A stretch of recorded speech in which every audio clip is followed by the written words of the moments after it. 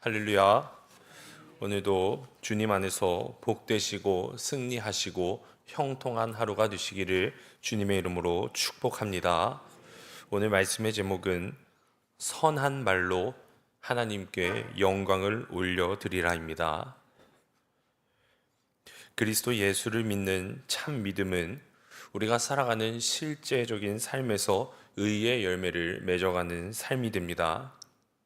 오늘 본문에서 야고보는 형제들에게 무엇보다도 화평으로 심고 의의 열매를 거두는 삶을 살라고 권면하고 있습니다.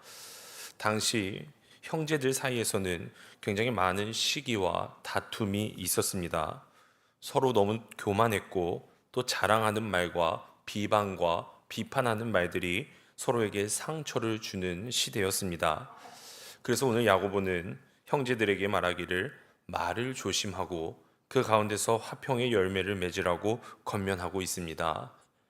오늘 말씀을 통해 우리도 참 성도로서 하나님의 은혜로 말을 조심함으로 그 가운데에 화평의 열매, 의의 열매를 맺어가는 삶을 살아가게 되시기를 간절히 바랍니다. 그렇다면 우리가 어떠한 신앙적인 노력을 하며 살아가야 하는가? 우리가 이 시간 본문의 말씀을 나누고 영적인 교훈을 얻고자 합니다. 첫 번째로 마음을 고쳐 말을 바꿔야 합니다. 오늘 1절입니다. 내 형제들아 너희는 선생된 우리가 더 큰 심판을 받을 줄 알고 선생이 많이 되지 말라. 이 선생이란 말로 다른 사람들을 가르치는 자입니다. 그러므로 선생은 굉장히 말을 조심해야 합니다. 말로만 가르치고 행하지 못하면 더 큰 심판을 받기 때문입니다. 내가 알고 있다고 절대로 사람들에게 자랑하지 말고 항상 겸손한 자세로 나아가야만 합니다. 그러나 2절 말씀에 의하면 누구나 다 말에 실수가 있다라고 말을 합니다. 특히 말에 실수가 많습니다. 이러한 말의 실수는 사람들에게 많은 피해를 주게 된다는 거죠. 그렇기에 3절, 4절 말씀에처럼 말의 입에 물린 작은 재갈이 큰 말을 순종하게 한다. 그리고 작은 키로 큰 배를 조종하게 한다. 즉 혀에부터 시작되는 그 말에는 큰 능력과 큰 권세가 있다는 것, 그러므로 우리가 말을 조심해야 한다는 것을 오늘 본문에서는 강조하고 있습니다. 우리 혀도 굉장히 작지만 우리 삶 전체에 큰 영향을 미치듯 굉장히 큰 힘을 가지고 있다는 것을 알아야 하는데, 우리의 혀는 5절 말씀처럼 작은 불로도 산을 다 태우시 혀도 곧 불이 되고 불의의 세계가 될 수 있다는 것도 우리가 분명히 알아야만 합니다. 사람들은 악한 말로 다른 사람들에게 상처를 줍니다. 그리고 다른 사람을 험담하는 것을 좋아합니다. 그러나 하나님의 자녀들은 무엇보다 먼저 말을 조심하고 말을 길들여야 할 줄로 믿습니다. 그런데 오늘 본문에서는 세상의 여러 짐승들을 길들이는 것은 쉽지만 이 작은 혀를 길들이는 것이 굉장히 어려운 문제라고 말을 합니다. 왜냐하면 혀를 길들이는 것은 곧 마음의 문제와 연결되기 때문입니다. 사람들의 마음속에 악과 또 독함이 가득하기 때문에 마음속에 있는 것이 말로 표현되는 거죠. 사랑하는 여러분, 한 샘에서 단물과 쓴물은 동시에 내지 못합니다. 그리고 무화과 나무에서 감람 열매, 그리고 포도나무에서 무화과 열매를 맺지 못합니다. 이것은 불가능합니다. 그런데 오늘 본문에 의하면 사람 마음에서는 두 가지가 동시에 나온다고 하는데 9절과 10절 말씀입니다. 이것으로 우리가 주 아버지를 찬송하고 또 이것으로 하나님의 형상대로 지음을 받은 사람을 저주하나니 한 입에서 찬송과 저주가 나오는도다. 내 형제들아 이것이 마땅하지 아니하니라.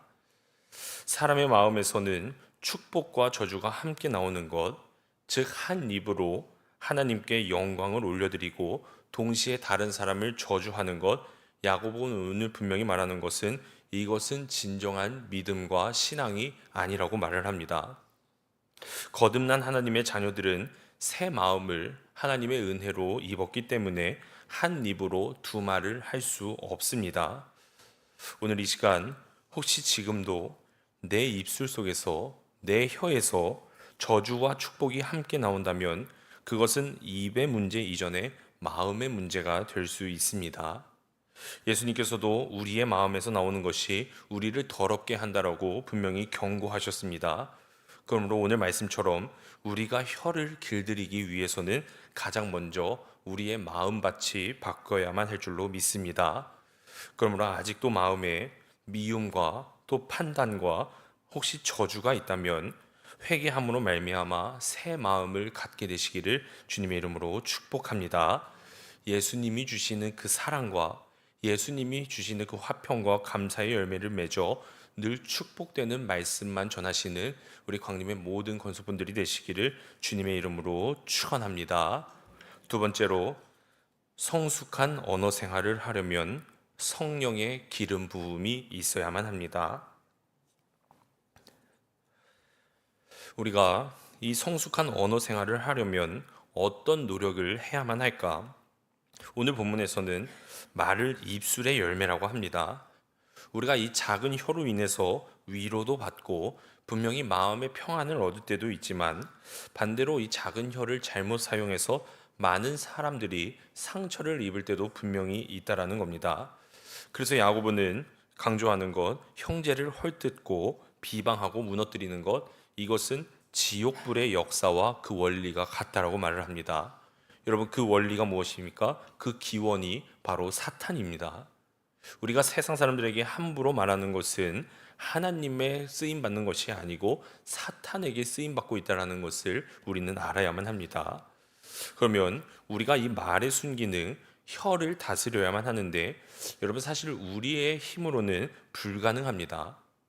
우리는 말의 순기능을 회복하기 위해서 가장 먼저 성령님의 인도하심을 받아야만 합니다. 하나님께서 이사야를 부르실 때에 가장 먼저 거룩한 제단의 숯불을 그의 입술을 닫게 함으로 말미암아 그를 가장 먼저 거룩하게 해 주셨습니다. 그렇기에 이사야는 입술이 더러웠던 사람에서 마음밭이 변했고 성령님 의지에서 진리의 말씀으로 변화된 사람이 되었음을 우리는 분명히 알 수 있습니다. 이것은 단순히 입술의 변화만을 뜻하는 것이 아닙니다. 앞서 말씀드렸던 것처럼 그 이사야의 먼저 마음밭이 변했고, 그러므로 그의 내면 세계가 변해갔음을 우리는 알고 있어야만 합니다. 여러분, 말하는 태도나 내용들을 통해 그 사람의 수준을 짐작할 수가 있습니다. 하나님께서는 우리가 서로 섬기는 자세로 또 깨끗한 마음으로 서로 대화하기를 간절히 원하십니다. 그렇지 않고 내가 기분 내키는 대로 말할 때에 하나님께서는 그를 분명히 심판하실 것이다라고 강조하고 있습니다. 마음의 평강이나 기쁨이 없어집니다. 우리가 하는 파괴적인 말은 다른 사람뿐만 아니라 결국 최후에는 그것이 우리 또한 파괴시킨다라는 것을 분명히 알아야만 합니다. 그래서 베드로는 권면합니다. 베드로전서 3장 10절, 생명을 사랑하고 좋은 날 보기를 원하는 우리는 혀를 금하여 악한 말을 그치며 그 입술로 괴휴를 말하지 말라. 여러분, 타락한 인간은 복된 말을 가지고 있지는 않지만 그리스도인들은 주 안에서 거듭난 자들입니다. 그러므로 우리는 늘 성령님께 기도를 해야 하고, 우리 안에 그 성령님의 역사가 메마르지 않도록 날마다 회개를 통하여 자신을 비우고 기도와 말씀을 통하여 위로부터 임하는 성령의 능력으로 채움받는 삶을 살아가야 할 줄로 믿습니다. 시편에서는 이렇게 고백합니다. 나의 반석이시요 나의 구속자이신 여호와여, 내 입의 말과 마음의 묵상이 주님 앞에 연락되기를 원하나이다.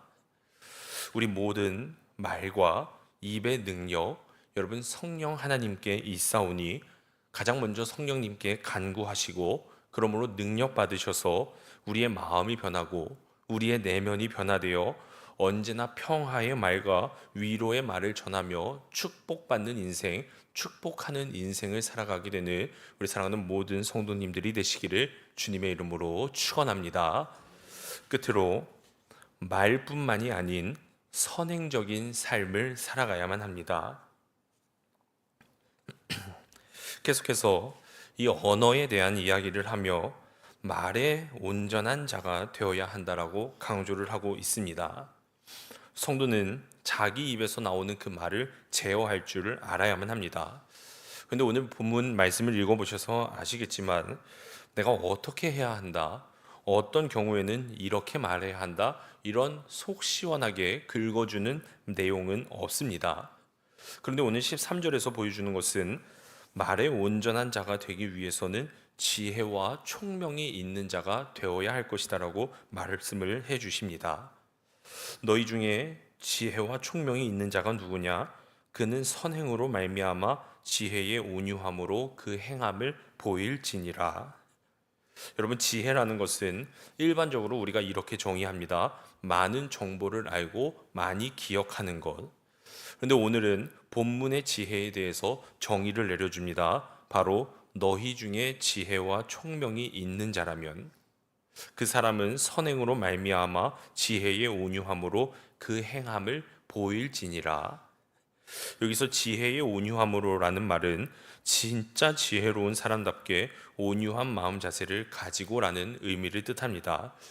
여러분, 즉 스스로 내가 조금 안다고 교만에 빠진 사람은 말만 많을 수밖에 없지만, 반면에 하나님이 주신 그 지혜가 있는 사람은 오직 겸손한 마음으로 입을 닫고 그 대신 선행으로서 자신 속에 있는 지혜를 드러내면서 살아갈 수 있다라는 말씀을 보여주고 있습니다. 다시 말해서 사람들이 우리가 흔히 착각을 하듯이 세상 속에서 말을 잘하는 것이 결코 참된 지혜가 아니라 오히려 우리가 행동으로서 선하게 행동하는 것, 이것이 성경에서 말하는 진정한 지혜라고 분명히 선포하고 있는 것입니다. 여러분, 그래서 말만 잘하는 말뿐인 지혜는 결국 정욕의 것이고 근본적으로 귀신의 것, 즉 마귀의 소리를 대언하는 행위나 마찬가지라고 말하고, 반면에 행함으로 보이는 지혜는 위로부터 내려오는 것, 즉 하나님의 성품을 받고 성경의 가르침을 따르는 선행을 나타내는 것이다라고 분명히 말씀해 주고 있습니다. 바로 그 지혜야말로 마음속에 진짜 지혜와 총명이 있는 것을 증명해 줄 수 있다라는 말씀이 됩니다. 여러분, 즉 지혜로운 성도는 선한 행실을 통해서 자신의 지혜를 남들 앞에서 보일 줄 알아야만 합니다. 다시 말하여 성도가 말할 수 있는 세상 속에서 가장 훌륭한 말은 그저 말을 넘어서 삶으로 보여주는 선행이라는 것을 의미해 주는 말씀이 됩니다. 여러분, 계속해서 야고보서 1장과 2장과 3장에 이르기까지 반복되는 말씀이 뭐냐면 삶 속에서 행하는 삶을 살라는 겁니다. 행동으로도 행하고, 그리고 오늘 말씀에서는 언어로도 행하고, 이것이 참된 성도들이 할 수 있는 세상 속에서 가장 지혜롭고 훌륭한 웅변이 될 수 있다라는 말씀입니다. 오늘 말씀, 언어의 행실도 너무나도 중요한 것처럼 우리가 더 나아가서 그냥 말만 잘하는 것이 아닌 삶으로, 행동으로 하늘로부터 주어진 은혜로서 이 사명을 잘 감당하며 삶으로 보여주시는 선행적인 삶을 살아가게 되시기를 주님의 이름으로 축복합니다. 하나님께서 진정으로 원하시는 삶은 단순히 말만 잘하는 데에 있지 않고 올바른 행동을 보이는 데에 있습니다. 오직 진실한 성도만이 이 사용할 수 있는 놀라운 언어, 지혜와 총명을 입으로 내지 않고 오직 성도를 이롭게 하며 교회를 온전히 세우는 일에 충성을 다하는 선행의 언어를 사용하여 하나님이 예비하신 그 모든 축복들을 다 받아 누리는 삶을 살아가게 되시기를 주님의 이름으로 축원합니다. 기도하시겠습니다. 사랑과 은혜가 많으신 하나님 아버지, 우리에게 주어주신 이 작은 혀, 온전히 축복과 찬양, 기도만이 흘러나올 수 있는 주님의 축복의 통로가 되게 하여 주시옵소서. 아버지, 우리의 혀가 살리는 혀가 되게 하여 주시옵고 희망과 축복을 전하는 혀가 될 수 있도록 인도하여 주시옵소서. 주님, 그러나 그것을 넘어서 우리가 그저 말만 잘하는 것이 아닌 우리의 삶 속에서도 선행이 나타나는 선행의 언어도 잘하는 사람이 되게 하여 주시옵고, 그러므로 온전한 신행일치의 삶을 살아갈 수 있도록 주님, 우리의 인생길을 붙잡아 주시옵소서. 오늘도 이 새벽제단 기도의 제목을 붙잡고 나아온 우리 사랑하는 모든 성도님들이 계십니다. 주님, 이들의 영혼을 기뻐 받아 주시옵고 이들의 간절한 기도의 제목 위에 하나님의 크신 능력이 임하게 하여 주시옵소서. 오늘도 하나님 앞에 나오게 될 때에 귀한 예물을 올려드립니다. 주님, 믿음 없이는 드릴 수 없는 그 귀한 예물 기뻐 받아 주시옵고 드리는 그 손길 위에 하나님의 응답하심의 역사가 임하게 하여 주시옵소서. 함께 하여 주실 줄로 믿사오며 예수님의 이름으로 기도드려 싸움나이다. 아멘.